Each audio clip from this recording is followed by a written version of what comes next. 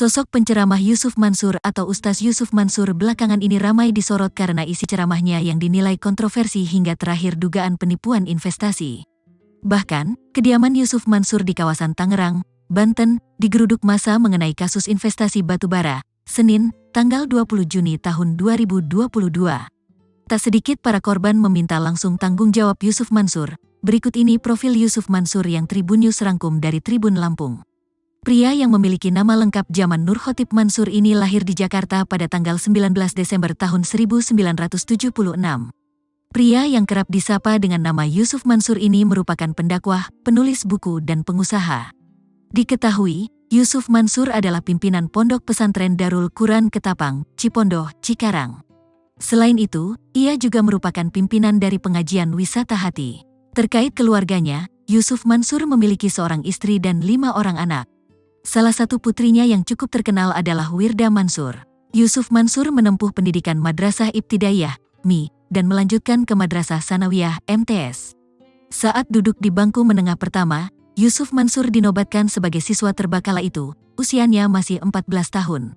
Setelah lulus ia melanjutkan sekolah di Madrasah Aliyah, MA, Negeri 1 Grogol dan pernah kuliah di Fakultas Hukum. Selain itu, ia juga menempuh kuliah jurusan syariah di IAIN Syarif Hidayatullah, Jakarta. Kesuksesan yang kini ia dapatkan tampaknya bukan melalui jalan yang mudah. Pernah diceritakan olehnya, bahwa Yusuf Mansur pernah merasakan yang namanya dipenjara. Pada 1996, Yusuf Mansur terjun di bisnis informatika.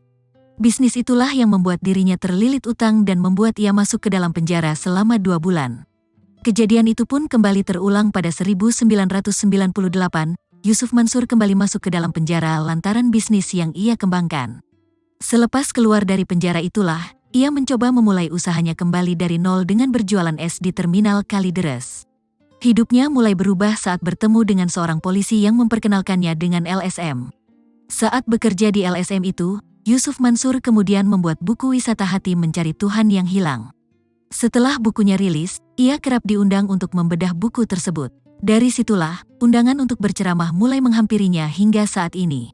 Selain berdakwah, ia melebarkan sayapnya ke bidang bisnis network yaitu Veretra Sentosa Internasional. Pada Senin, tanggal 20 Juni tahun 2022, sekitar pukul 9.15 pagi, massa mendatangi rumah Yusuf Mansur di kawasan Cipondoh. Dilansir oleh Arta Kota, Sekretaris Yayasan Pelita 5 Piar, Heri M. Jusuf menjelaskan duduk perkara tersebut.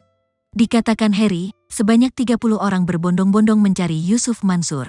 Kerumunan orang di depan rumah Yusuf Mansur. Mereka menuntut Yusuf Mansur memberi penjelasan tentang investasi yang sudah ditanamkan di program investasi.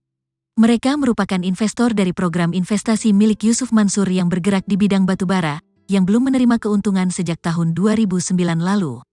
Selama ini, mereka sudah menyetorkan uang ke Yusuf Mansur dengan total 50 miliar rupiah. Puluhan massa yang datang tersebut berniat mengajak Yusuf Mansur untuk membahas masalah program investasi yang telah berlalu selama 12 tahun itu. Namun demikian, pihak keluarga ataupun perwakilan Yusuf Mansur tidak mau menemui massa yang datang.